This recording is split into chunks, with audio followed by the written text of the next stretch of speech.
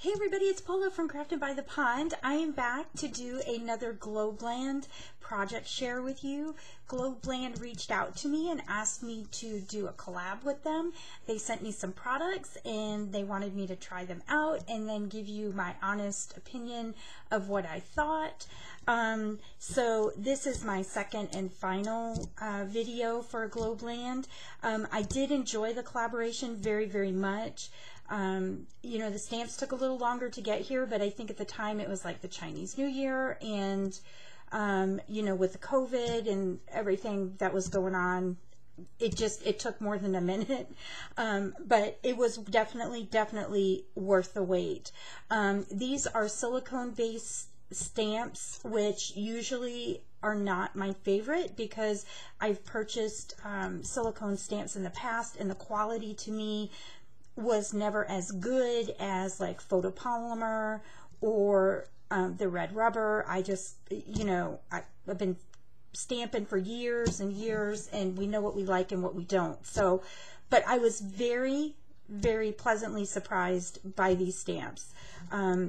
This stamp set that I picked this one is called Tea Time. And just the beautiful images with the book and the tea I really liked. I also thought that I could use the teapot for my Alice in Wonderland journal that I'm going to be starting. So I really wanted it for that, but really I'm a tea drinker and I love to read. So it was perfect. So let me show you what I put together for my project share. This is of course some tea dye paper. And then the stamped image. I didn't color it in because I liked the simplicity of the card, and it's just something quick. Again, I can pop in the mail for friend mail to one of my friends, or if I want to just send a quick card, I can do that as well. So as you can see, the images are just, I mean, the detail on the stamp itself is just amazing. So again, very happy. I'm going to put a link to Globeland's website down in the description box.